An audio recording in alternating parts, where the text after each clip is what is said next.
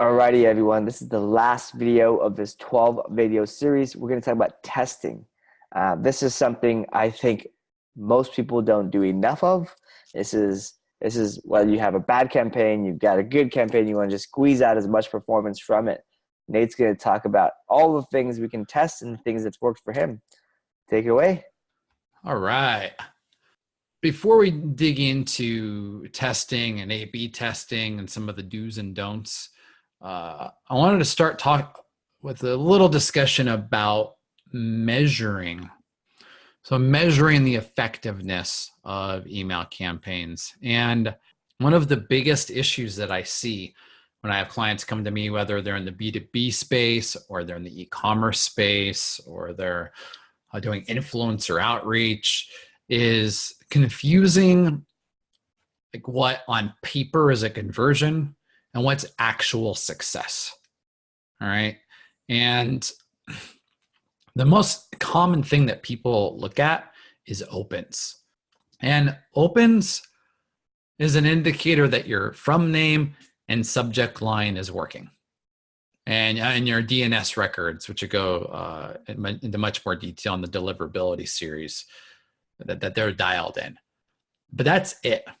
It doesn't necessarily measure the effectiveness of the campaign. It just means you got through the first gate. The next one, replies and clicks I'd put in the same category are important, way, way more important. So I've had many campaigns that have actually had lower open rates, but higher reply and click rates because the messaging was on target, the personalization was on target, and that's the one that we declared the winner, even though we knew we may get less opens off of it because of the actual style and the approach. So that's just something to keep in mind. And the two other areas that I would actually consider true success is in the B2B space, it's scheduling a demo, scheduling a meeting, scheduling a call, like actually getting the commitment of time from a prospect. And that sometimes could happen in the first email, but typically it takes a couple tries before you get there, and that's fine. And the other one is actually purchases. I mean, you could actually use, when we talk cold email is just talking about people that are strangers or people that have forgotten you. So I've been using it pretty effectively with e-commerce clients that are going after old customers that just are no longer in the fold or no longer buying, but are still on the list or may have been in an old version of the company. You see that a lot. So purchases, once again, like you may not get a lot of opens or clicks, but if you see a spike in purchases, that email campaign is actually successful. So it's important to understand there's the numbers and then there's the actual impact. All right. Okay. I'll step off my pulpit for a sec. All right. Stats, analytics, Mailshake, MailChimp, SendGrid, all of the major email platforms, whether they are transactional or B2B or e-commerce or whatever, newsletter, constant content, they all have some form of email stats. But when you're tracking the actual end game, one of the things that I like to do is use Google Analytics. And this is a screenshot actually very recently from a campaign where we were able to slice out what traffic came from Mailshake campaigns. And we could run all sorts of fun reports on this, and you could set up goals in analytics, whether it's a meeting or a click or some other form of digitally measurable action. Now, to get that to show up in analytics, Google Campaign Builder, they've changed the name of this tool so many times, but it's their URL Builder, Campaign Builder, UTM Builder, I've lost track. But this is an actual example of one that I used in a campaign last year. And you fill in a couple of blanks, and it'll spit out a URL. Now, important note, I crossed out the convert URL to short length very, very deliberately. Shortened URLs, Bitly, Owly, which is a Hootsuite's URL shortener, there's a bunch of other ones out there. Google's goo.gl/whatever. Short URLs trigger spam filters. They trigger spam filters. So I would go ahead and go with the longer version. Now, when we start getting to things like click tracking, there's a lot of science and technology behind that. But just as a rule of thumb, use the full URL. Use the full URL, and you'll be able to pull it up in analytics. All right. Okay.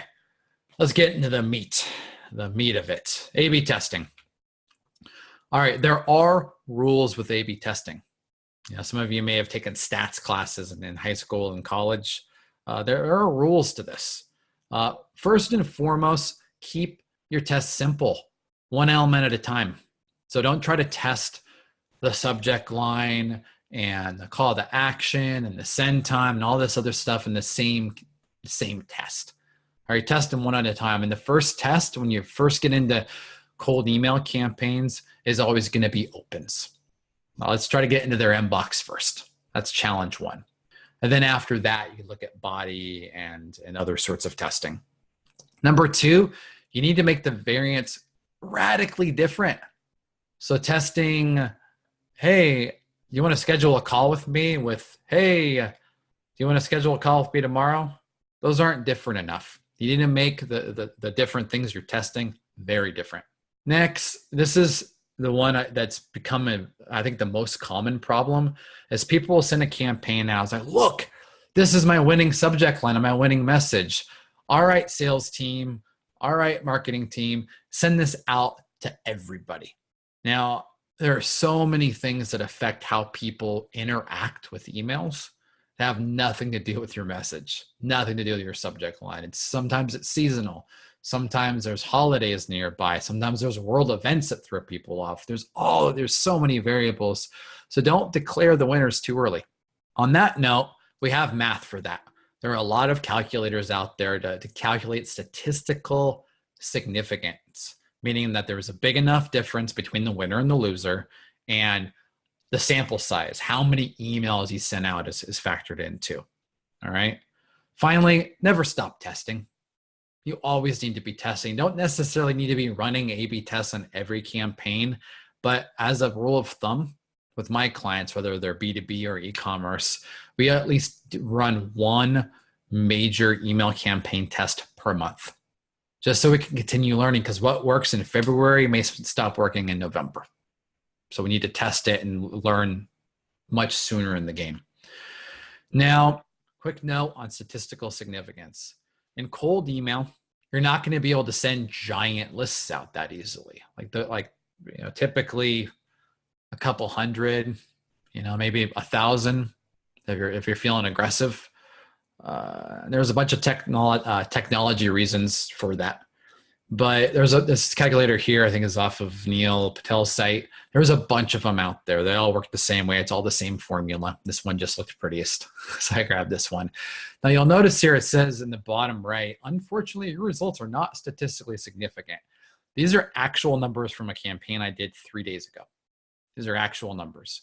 And 87% technically isn't statistically significant, but in the world of cold email, if we've made my variance different enough, in this case, this is a subject line test. So I was testing open rates.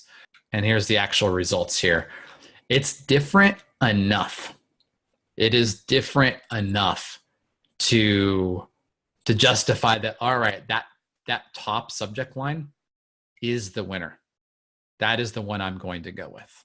So that's just, sometimes this is just a rule of thumb, but if you continue testing, it may be that you may need to swap them out and make some adjustments. But testing the body or the message itself, I've seen this done probably 9 wrong ways and maybe 1 right way.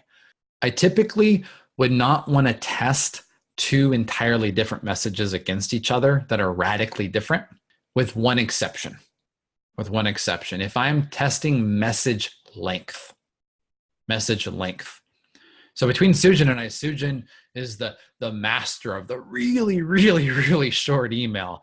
I'm a bit chattier in mine. And I imagine that if we tested it out, he would likely win because his emails are really short, really good.